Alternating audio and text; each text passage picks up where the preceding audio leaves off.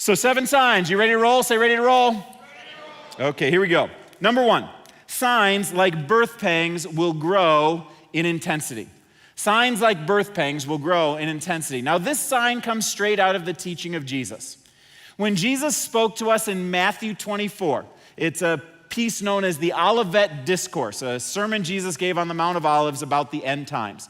You can not only find it in Matthew 24, it's also in Mark 13 and Luke 21. But in this passage, Jesus says there's going to be certain signs that will come like birth pangs come on a woman with increasing intensity. And you'll see false prophets, and you'll see wars and rumors of wars, and you'll see plagues and diseases and earthquakes. And when these signs come, start paying attention. So when certain things happen, like say the bubonic plague, or World War II, or certain politicians come into power, people say, oh my goodness, these are signs of the end times. And I would say that while these things are necessary before Jesus comes back, I think that this is the weakest of the 7 reasons that we would be believing that Jesus is coming sooner than we think. And there's 3 reasons why I think that this is a little bit not strong enough to hang our hats on, and why when somebody says coronavirus, hurricane, explosion in Beirut, is this a sign of the end times? I go, yes and no. Reason number 1, the Olivet Discourse, where this comes from, is answering 2 questions from the disciples. If you read the beginning of Matthew 24, the disciples ask 2 questions. One is, what is the timing of the destruction of the temple? And what are the signs of the end times? 2 key questions. And in Matthew 24, Jesus is answering both of those questions. Scholars debate which line is answering which question. But from my perspective, I think that when he talks about wars and rumors of wars and plagues and things that are about to come, he's talking about a sign related to the destruction of the temple. That's number 1. Reason number 2 is Jesus seems to be saying in Matthew 24, don't be too alarmed by these birth pangs. When they happen, don't freak out. Matthew 24:6 says, you will hear of wars and rumors of wars, but see to it that you are not alarmed. Such things must happen, but the end is still to come. Okay? These things have to take place, and they're going to happen for a long time. Don't freak out too much about them, because the end is still coming after they happen. That's not the end. There's something else that's coming. And then the third reason, of course, is that these things have been happening for 2,000 years. Wars and plagues and rumors of wars and false prophets, there's nothing new in history about them. It could be argued that they are increasing intensity as the years go by, but they're certainly not something that's new. So while these things do need to take place and will increase in intensity until the day that Jesus comes back, I'm not sure that they're a great sign that Jesus is coming sooner than you think. What I think is a much better sign is sign number 2. So sign number 2 is that Israel will become a nation. Israel will become a nation. There have been promises that have been put back that Israel will come back to its former glory, that the Lord will reign from Mount Zion, that Jerusalem will be reestablished as the capital. And all of these promises are based on the premise that Israel would be a nation itself.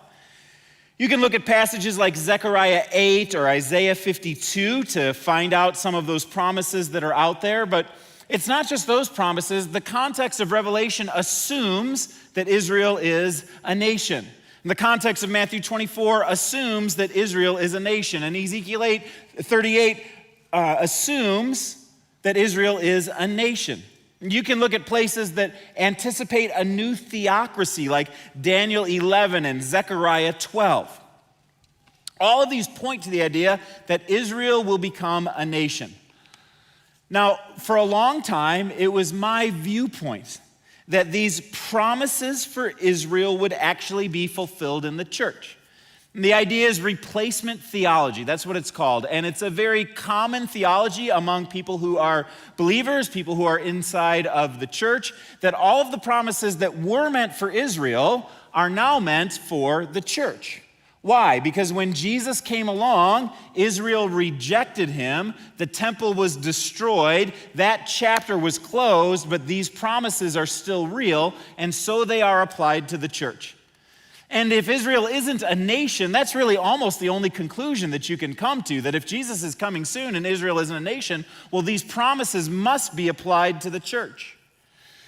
But my mind actually changed on this and many other issues when I actually went to Israel myself and saw what was going on. And it made me think about the history of Israel and some things that have come to pass over the years.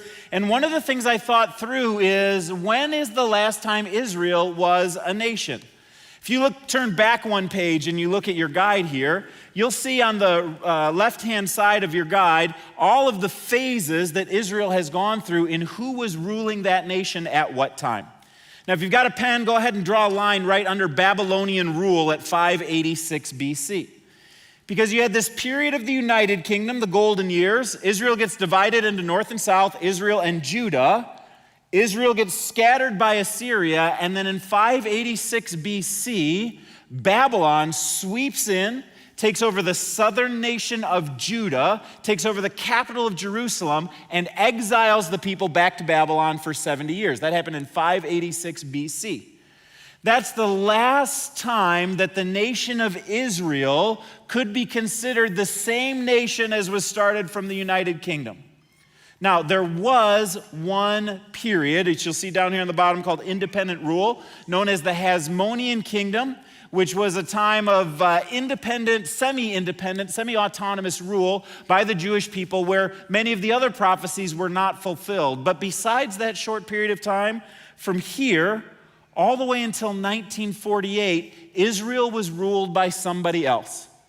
You had the Babylonians, you had the Persians, you had the Greeks, you had the Romans, you have the Ottomans, you have the Turks, you've got the Crusaders, Byzantine, Arab, Mameluke, British rule. All different people ruled Israel, but Israel was not in charge of themselves. So all of these prophecies that are about the nation of Israel could not be fulfilled if there is no Israel. Are you guys, is that making sense to all of you? So when was it that Israel actually became a nation? It happened in 1948. For the first time in thousands of years. Now, those of you who are like my age and younger, you're like, I don't even remember a time when there wasn't an Israel. It's always been a part of the news scene and the world map and all those kinds of things. But trust me, for 2,000 years, there was no Israel. And so the national prophecies about Israel could not be fulfilled.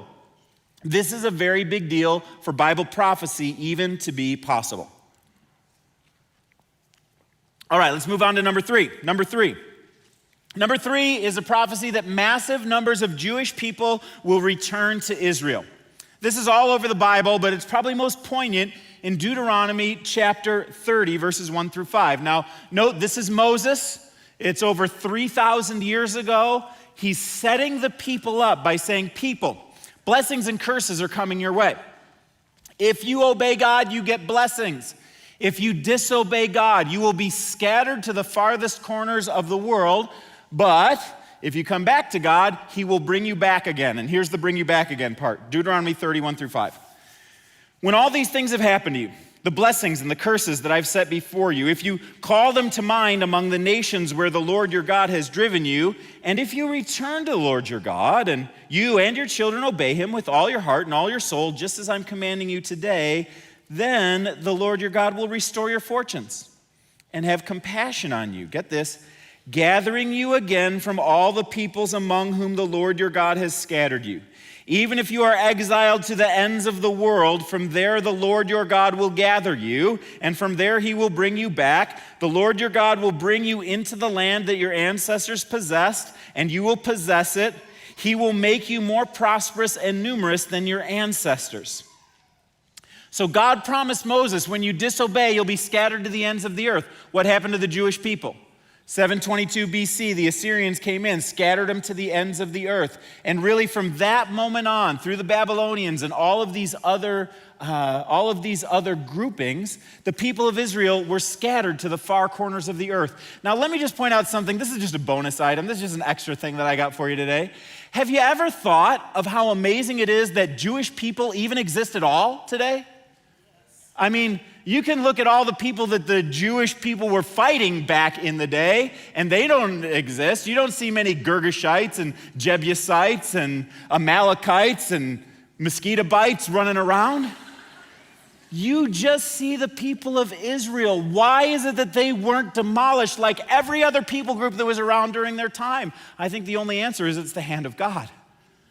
Now, they were exiled to places like Russia, Germany, the United States, Sudan, you name it, Ethiopia. They had gone to all these different nations, but they still existed as a people group in various places. And the promise is, not just in Deuteronomy, but in Isaiah 11 and 43 and 49 and Ezekiel chapter 20, the promise is, I will bring my people back. Now, there's a word for this in Israel. It's called aliyah, and it's the immigration of Jews from around the world to come back to the land of Israel.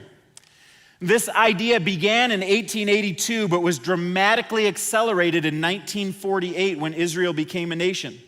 Over 3 million people have made the journey from Russia, from Germany, from New York, from Ethiopia, and they've come back and moved back to Israel. And now, for the first time, 42% of Jews worldwide live in Israel. This is the first time since 586 BC that this can be said. This is remarkable, and it's another series of prophecies that's being fulfilled right now. Okay, so that's reason 1, 2, 3. I'm going through this pretty fast, heavy, intense. You guys, you all right? You still with me? Okay, if you're tracking, just say, I'm tracking.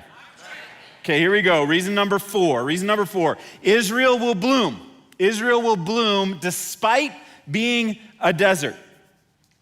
Now, I've got to tell you, my mind was dramatically changed on this by visiting Israel. I used to think that these scriptures were a metaphor until I went on a certain bus ride. Here's what the scriptures say about what's going to be happening in the desert. Isaiah 35, verses 1 and 2 say this: "The desert and the parched land will be glad. The wilderness will rejoice and blossom like the crocus. It will burst into bloom. It will rejoice greatly and shout for joy."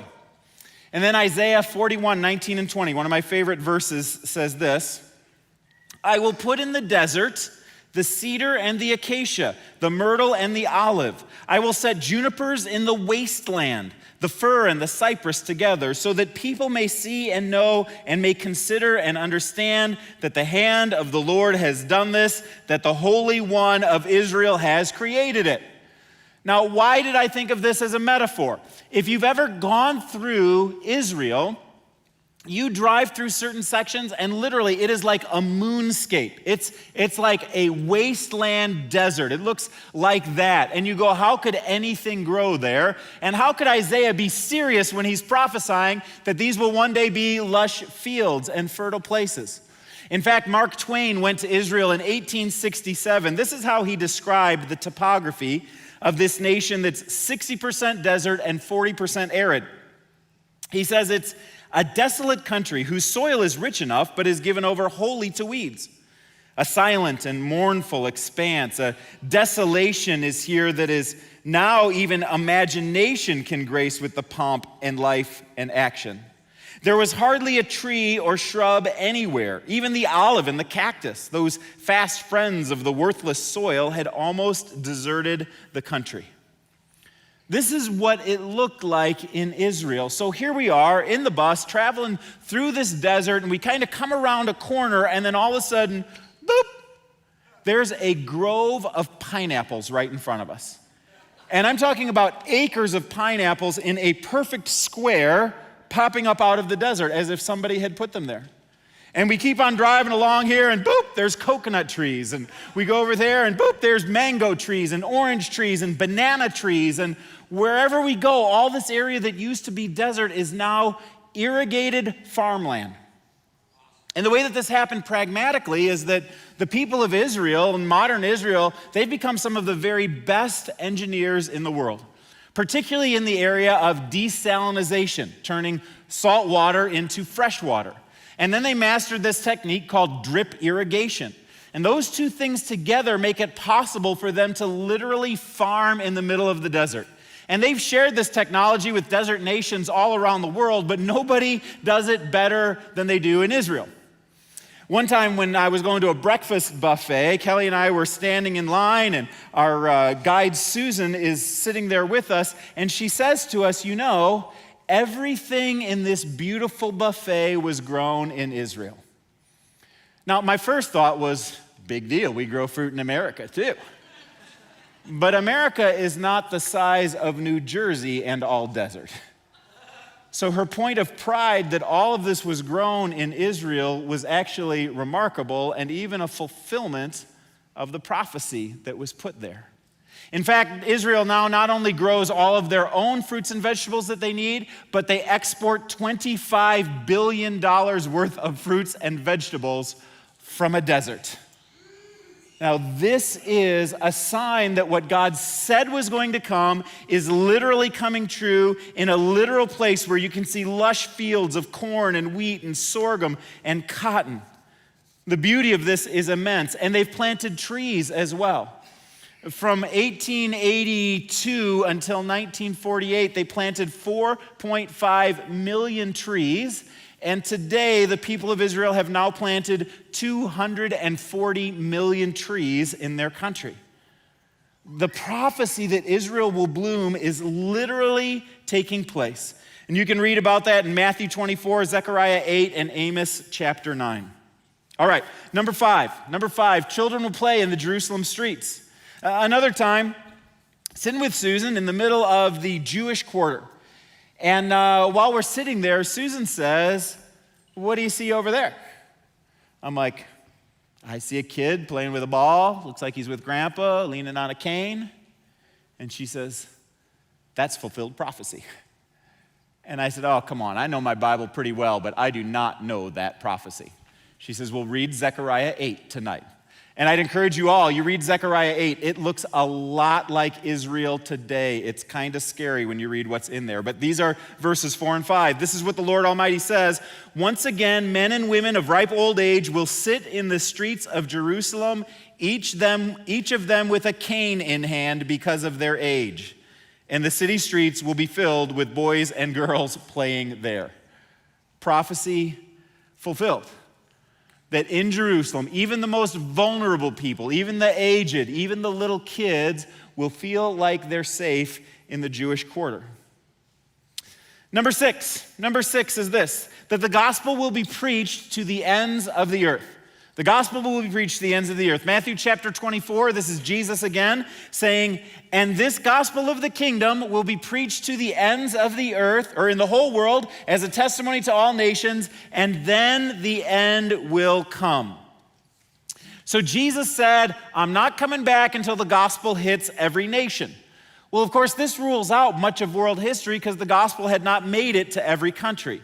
And it makes us ask the question, has this happened yet? I think you could make the argument that this has happened. 91% of the world has a Bible translated into their own language. The two great languages of the internet, English and Chinese, are becoming more and more spoken by more and more people in the world, giving them gospel access. The internet and radio have reached nearly every corner of the world, giving people the opportunity to hear. You could say that, you know what, it circles the globe, north to south, east to west. The gospel can be known everywhere. You could argue that the gospel has been preached to the ends of the earth. Or you could argue that we still have some work to do. For example, there are still 1.5 billion people who are considered unreached people groups in this world. Some groups of over 10 million people still have little or no access to the gospel. But whether you argue that we're there or almost there, the truth is we've made immense progress over the years. That what was unimaginable to a group of 12 disciples when Jesus originally said this is within reach today. And that within the next 20 years, most of those gaps in learning and translation and communication are going to be bridged as the world becomes a much smaller place. I think within our lifetime, we can certainly be able to say that the gospel will have reached every nation to the very ends of the earth. Then, number 7. That's number 6. This is number 7. Last one is that nations will align against Israel. Nations will align against Israel. The Bible says that in later days, there are nations that will raise up against the nation of Israel. In Ezekiel chapter 38, it's called Gog of Magog, and it's a coalition of nations that will line up against Israel. Now, it must be said at this point that over thousands of years, geographic boundaries change, and who rules in what place changes, and names of countries change. So it's a little bit hard to say this is exactly the countries that would have to line up today. But a couple of them are pretty clear. One of them is Rosh, which is current-day Russia, and another one is Persia, which is modern-day Iran. And those two nations are said to be two of the key forces to create a coalition against Israel. And what do you know today? For the first time in history, Russia and Iran have critical agreements that make them partners. And then there's others that could or that should be added in. Probably Turkey, Libya, Sudan are places that are mentioned. And those places will likely coalesce together.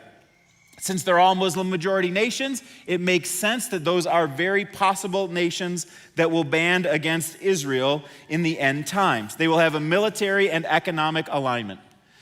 Now, let me say, as I talk about Israel, what I'm talking about here is not what's right or wrong about the current geopolitical strategy of Israel. I'm not talking about that at all. I'm not talking about right or wrong in terms of morality with the Palestinians. What I'm just saying is I'm observing what's happening in history, and I'm observing about what's happening in the Bible, and I'm saying this stuff that was prophesied thousands of years ago is taking place today.